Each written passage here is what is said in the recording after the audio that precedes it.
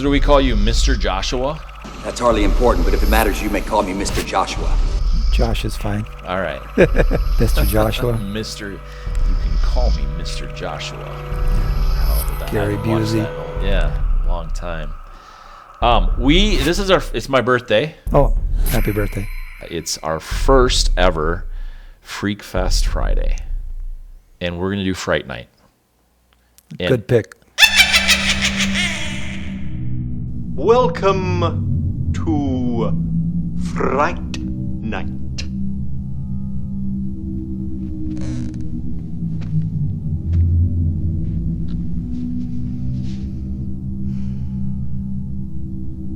For real.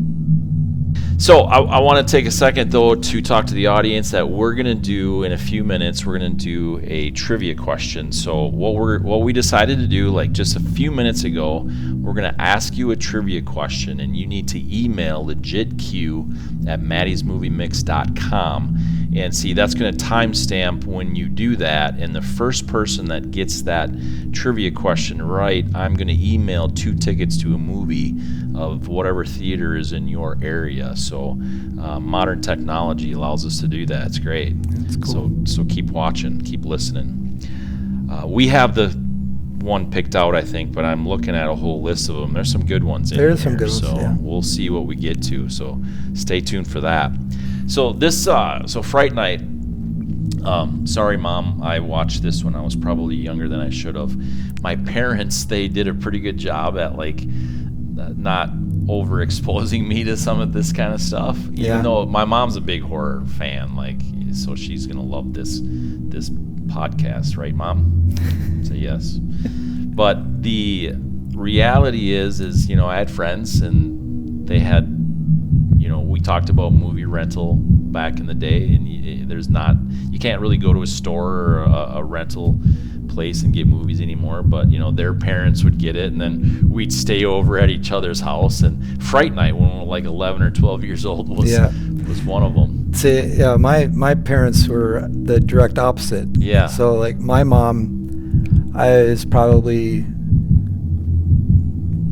3-4 years old, and first of all, she'd have her and her friend. They worked at a video rental place, a small mom and pop shop, and I would sit in there watching movies all day long on the itchy carpet, on the hard cement floor. And we'd had this really small tube TV, and I would maybe 13 inches, right, really small, and a big VHS player, and I'd be watching movies all day long.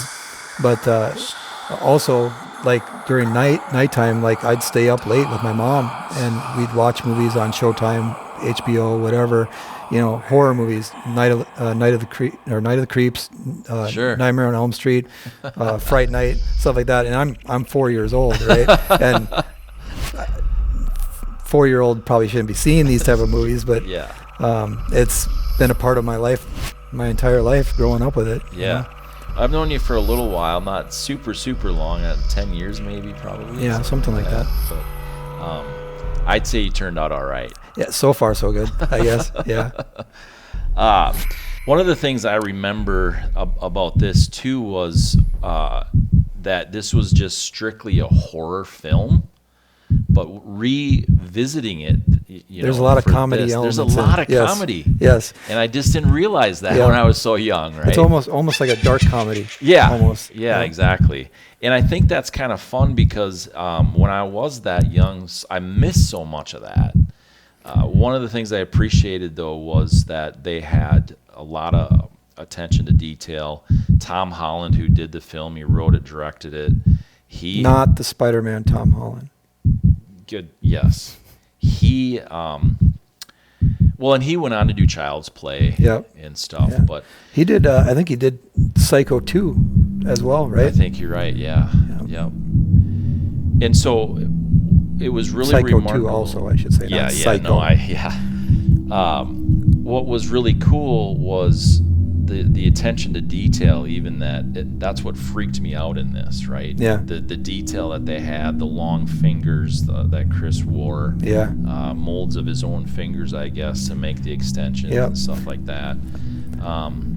crazy cool how they did that back then. Yeah, and I was reading something about this was the first vampire movie that broke $1 million in makeup budget. Can you believe it? You're sick.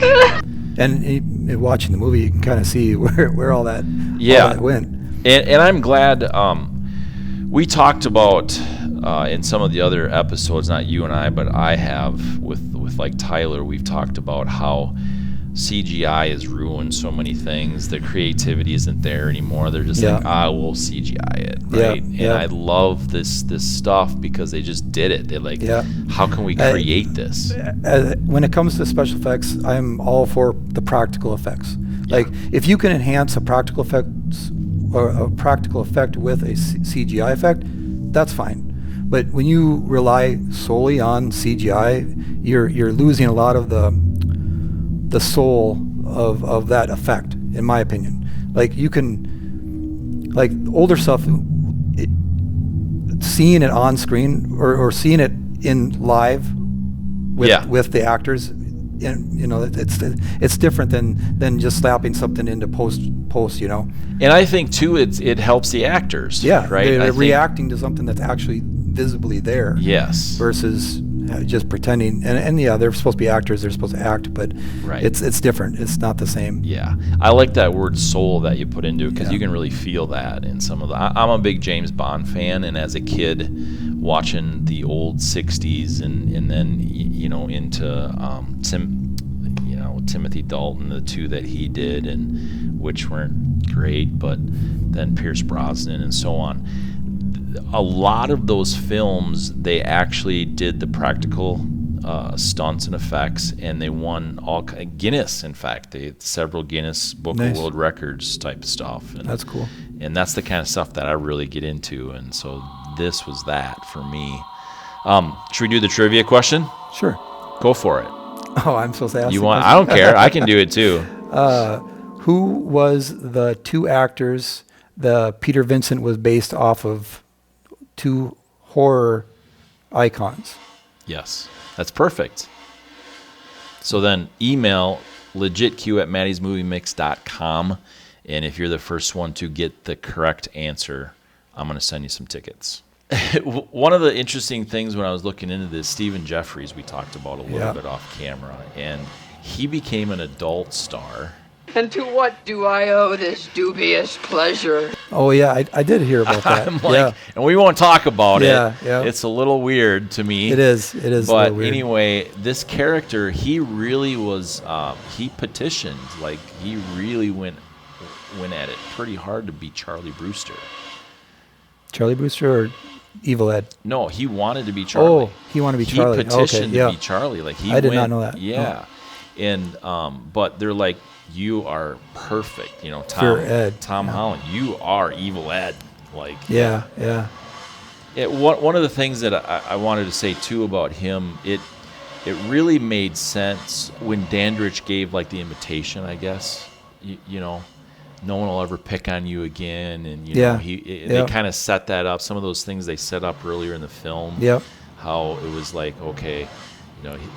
There's this kid that's kind of trying to get away from that evil name that he said. He's picked on and he's bullied. He's constantly bullied and all that stuff. And he's like, we'll be pals. I'll help you out here. You're never going to be picked on again. And all that kind of stuff.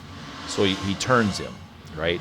The question that I have that I want to talk about, though, on like the top of my list is Amy gets turned as well, but she is able to come back. Yep. And she's not full vamp yet. Yep. But evil stays. And stays. Spoiler alert. Yeah, right. Yeah, that's kind of an oops, I guess. I would assume is it an oops, or was there? I don't know. That's what. How could you explain your way out of that one? In the they kind of leave it. They left it as a cliffhanger, kind of. What's that called? At the end, where they kind of leave a tag or whatever as a possibility for a sequel or whatever. Yeah. And I don't know if it was ever meant to be that Ed was still alive or not, or Well, they Charley did pull the stake out. Yeah. Because Peter pulled the stake out. Yeah. But I don't know. I don't know if it's meant to be that he survived or not. Because I always kind of assumed it was kind of like it's left up to the viewer's decision on if he's alive or not. Yeah. And I think I always kind of thought of it as Charlie's kind of imagining things. Like, is he really there or not? But I don't know.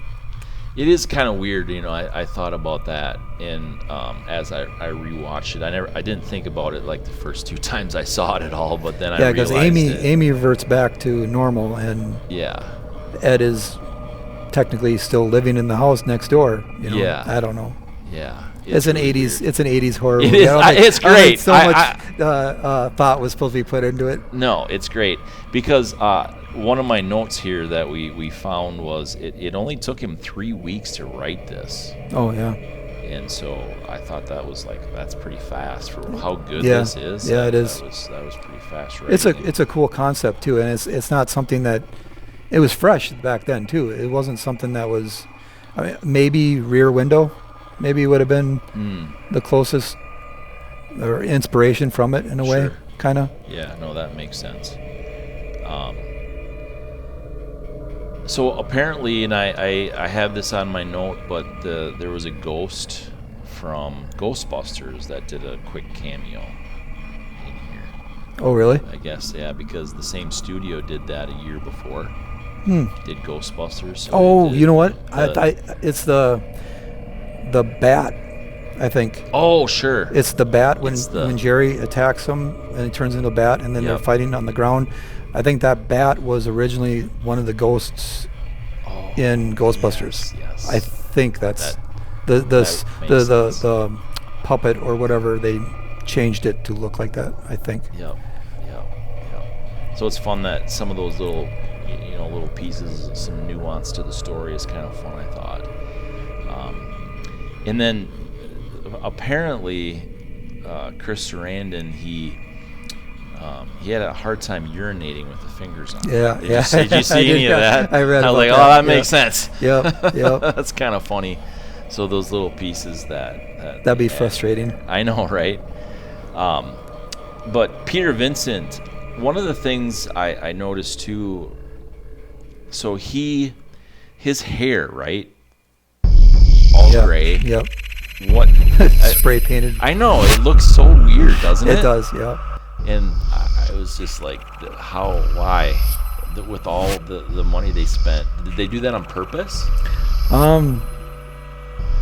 Probably because he's supposed to be like a low budget actor on the TV screen. I'm assuming that's probably why they did that way. Sure. So they wanted his look to be a low budget type look. Yeah, that makes sense. Because he is. I mean, at the beginning of the movie, you see that he's just a kind of a not even a B actor. He's like almost like a C or D actor. Just a bad actor at doing this one character all the time. Yeah. And I'm assuming that they're playing off that low production values type thing. I'm assuming. Yeah, that makes sense. So. A lot of good little pieces in there for people to know and understand in hindsight, but the details as they went through this was pretty cool. It's easy to look back on things, right? Like all these years later and hear all the stories and stuff like that. But and one of the other things we talked about off camera was the things. One of the things that Chris brought to it was he was eating the fruit, especially the apple. But fruit bat. Yeah. So that's kind of a thought little Jerry joke. had a little fruit Yes, bat. Jerry Dandrige. Yeah, exactly. So really fun. What was one of the things, Josh, that stood out to you though? That was really I didn't care for it. Real negative. What would you have changed? I honestly can't think of anything really. I think one of the things that I would have changed would have been a little bit more of an explanation. So Amy, there was a painting of 400 years old. His background a little bit. Yeah, I think I would change that. I think I would change like why, who was that to him exactly? Was that how old is he really? A little bit more background, a little bit more understanding. Why did he want to turn Amy? Why did he want to, all that kind of stuff. I think that's one thing that I would want to know a little bit more about. I understand that's really not, nowadays we're so used to like the universes. Yeah. Right? Yeah. Like we have these whole universe. Yeah. And the canon makes no sense from start to finish, but it's a whole universe, right? Yeah. And back then that's just not the case. The poster, there's an original poster that I thought I had saved, but wasn't Chris and Amy both on the poster as vampires or something? And I can't find where this is the original poster. Okay. Any other ones that might have them photoshopped in there? Oh, that's what it was. I probably saw one. Might be something like that. Yeah, okay. Yeah. And I thought I had saved it, but yeah, you'd probably know the original. You probably remember it. Yep. What was the one thing that was just phenomenal? You loved it. And then and then while you're thinking of that, I'm going to ask this question. I already know my answer. Okay, go ahead. My favorite part of this whole movie is the Amy when she's full vampire with her mouth open with the jaws teeth. Yeah. That shock value. That right there is the most iconic part of the movie for me. For sure. Yeah, when Charley gets freaked out with him, she's crying and then she looks up and you see that big gnarly mouth of teeth. Yeah. It's like holy. You didn't going into this movie fresh. Not having seen this before, and then that thing looks up at the camera, and it's like that moment right there it's burned in your brain. You just can't get rid of it, and it's the fact that they have it on the cover too it helps. It's just so iconic, that image. Yeah, it is. And actually, so Tom Holland loved what what do they call that, art director or whatever, or whoever does that stuff. Oh, the special effects. Yeah. Sorry, I don't know why I said art director, because we're talking about poster, but probably special effects director. He said, I don't like the way it turned out. Try to maybe light it a little bit different. He's kind of setting it up, and Tom Holland loved it so much. That's why they really focused on it. Yeah. And I totally agree. It's like that is one of the things that I remember. That to me is the money shot right there. Yeah. Having that. And have you seen the remake? No. Oh, that's another example of practical effects good, CGI effects bad. They took the same approach. Amy gets turned in the remake, but her mouth is all like a CGI mess. It just looks terrible, and it's like, oh, they did that. It's no good. That sucks. I never wanted to watch it because I didn't really hear who are the stars in that one. Do you remember by chance? I can't say his name. And I'd probably refresh who. Oh, it's I think I saw an interview with one of them, and I was like super turned off by it during that time. It was 2011-ish or something. 2011, and it had why am I spacing on his name now? You looking it up? Yeah, I'm gonna look it up. Farrell. Yes, Colin Farrell. Yes. Colin Farrell, and then Yankton Yelchin. I can't say his name. Yep. Yeah, which he passed away in a car accident. Yeah, that was a freaky thing. Yeah. Colin Farrell was doing an interview, and it just really turned me off. I do like David Tennant. Yeah. And so I was like, I like David Tennant, but I do not like his Peter Vincent. Okay. They do this like mystical gothic sorcerer type thing with it, and it's like, I didn't like it. Was Tom Holland involved at all with it? I think he does have a writing credit or something along those lines. He does, story by Tom Holland. Yep. I was looking at it. Well, that's kind of too bad. And Colin Farrell, I don't mind him so much as a new version of Dandrige. It's just you can't top Chris's performance. It's just, No. it's not happening. Without Chris Sarandon, this would have been. I mean, there's some really fun characters, and Peter Vincent, Roddy. That he's obviously the British theater actor, and he was great in this. I mean,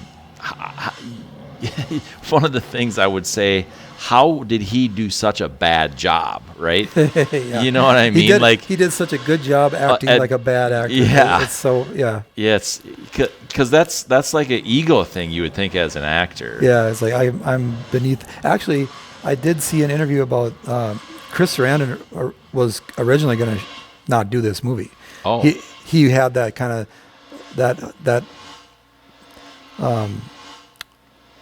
same because he was mindset. also he had that same, right, and he's like, I'm above this. Like, I'm an actor. Why am I doing this? And after he started reading the script, he just fell in love with it. Yeah. So it's Okay, like good that thing. makes sense. Good thing he did, because I don't know. I suppose there's other actors out there that could have maybe did this role, but I think the reason is, and this is another example of, like, you've got like Robert Downey Jr. as Iron Man. You just cannot see anybody else in that role, and that's like kind of like this. I don't see anybody else in that role. Yeah, absolutely. Totally agree with that. I'm terribly excited about that you brought some. You want to tell us about what you brought? Yeah, it's a custom 1/6 scale figure of Jerry Dandrige from Fright Night. It's a custom piece. Done by some artists from in the community. I don't know if I can drop names. I don't care. I don't care about dropping names at all.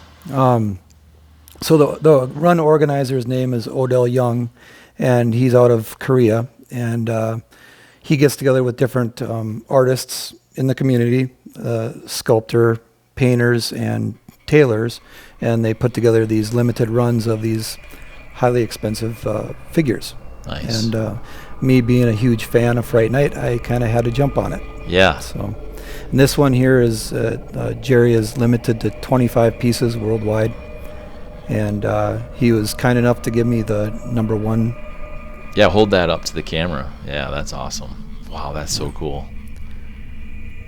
That's just one of the pieces in the collection that I'm pretty fond of. Yeah, Actually, a matter of fact, the actor Chris Sarandon saw this on Instagram or Facebook or somewhere like that, and reached out to Odell and asked if he could get one. So he's actually going to have his own sent to him too. Oh wow, that's super cool. I love stuff like that. We talked off camera. I'm not real. Doesn't really do anything for me to meet the actors or famous people, but I love their art and their characters and things like that. And it's really fun when you hear that about an actor, that they really loved a character so much that they want to get involved with it still. Yeah. That's really cool. And there's times where, since these are unlicensed pieces, and you got some companies that'll try to come at you legally, saying, cease and desist and stuff like that. These runs are so small, though, they're not really gaining anything by going after them legally. Yeah. So when you have an actor like Chris who's saying, hey, this is awesome, I want one, and that to me speaks louder volume to me, that they're willing to accept that and be part of the community like that, versus someone that's going to be angry about I missed $1. Yeah. Yeah, I know. Yeah. I hear you. So at conventions, I guess I read too, like Amanda Bearse has done conventions where she's had, as a vampire, they had to make her, chest look more provocative or more seductive. So they had a mold made of it. And so she had it at conventions, and then she was telling people, "Oh, touch my breast, touch my breast," or whatever. But she's doing signing autographs and stuff like that. I thought that was kind of weird and funny. That is both, yes. Yeah. This is one of those films that, while it definitely made money in the box office. I think you can look at this and say that it was pretty apparent that the studio was like, we need to do something like this. We'll see how it goes, and they left it alone. And yeah, he did talk about Tom Holland did talk about that. It's like the studio was more concerned about these other movies that they were filming that they left them alone, and they got to do the movie they wanted to make. You know, this is a prime example of no studio interference. Yeah, you know, the suits That's left a good it alone. way to put it. The suits left it alone, and we got a classic. We got a cult classic. Now you got movies with, you know, people want to change stuff all the time, and they're not letting the artists, the director, make his artistic visions. Yeah. You know, of what they want. Yeah. You know, unless you're James Cameron and some of that, but he's got a little bit more pull, I'm sure. Yeah, I would say. So yeah, that's the thing that it really seems like they were able to tell the story that they wanted to tell. And it must have did pretty well, because it garnered a sequel. It did very well. They say a maximum budget on Wikipedia of $9.25 million, but the box office itself did almost $25 million. Okay. Yeah. So for 1985 and something like this, that's very, very good. Yeah. And obviously they made all kinds of other money. That's the creature I was referring to. I believe that was morphed into a bat or something like that. Yep. Gotta love these old puppets, and yep, that is definitely it. Have you seen the sequel? I didn't. Oh, that it's not as good as this one, but it's still a good watch. You should check it out. If you enjoyed the first Fright Night, and you want a little bit more, it's a good watch. I'll have to do that. So I suppose this being the first one that we're doing, Josh, we have to figure out, like, how do we tell the people to not waste their time, or definitely see it if they haven't seen it in a while, revisit an old one like this? Honestly, Fright Night is in my top 5.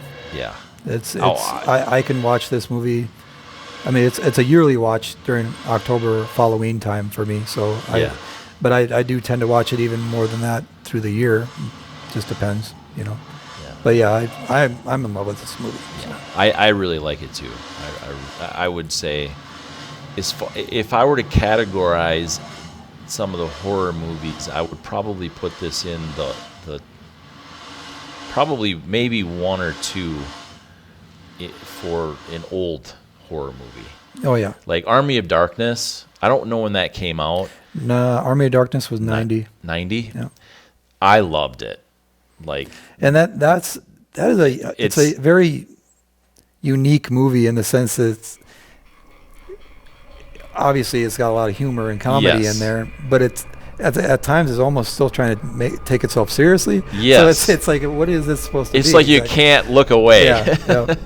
It's one of those, like, so these two would fight just for an old, like, what would be the horror genre. Yeah. Right. But it's kind of funny. So, but yeah, I strongly recommend it, I guess, to revisit it if you haven't seen it in a while. If you are into horror movies, we have right around the corner is Halloween. People should check it out. Yep. So hey, we appreciate your comments, suggestions, snide remarks, especially comment on, you know, things like Chris Sarandon's character here, and let Josh know. And Josh needs to tell you where to follow him as well. He's wearing a shirt. Yeah, you can follow me on Instagram and YouTube under Seller Toys. And check out, I mean, this guy's toys, they call them toys. They're more collectibles. Yeah. But it's or amazing. Dolls. I've got people calling them dolls. Yeah, kind of like, I bet you don't have any Barbies, though. No Barbies in there yet. No Margot Robbie Barbie Right, in there yet. Exactly, yep. Yet, he says. Yes. So if you want to make sure you get us directly, LegitQ at Matty'sMovieMix.com. Otherwise, we'll look for your comments and suggestions, what we should watch and review. Have fun with that kind of stuff. So we appreciate you. Couldn't do it without you. See you next time. Hammer the share button. Go ahead and hammer out a comment to us. Go ahead and hammer the like button. Go ahead and hammer the subscription button. Go ahead and hammer the notification bells, because you know what? That's the best way you can support us. We appreciate it.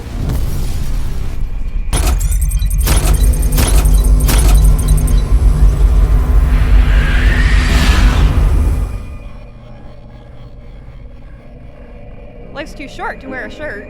I mean, a boring shirt. Check out www.shinybrandproducts.com.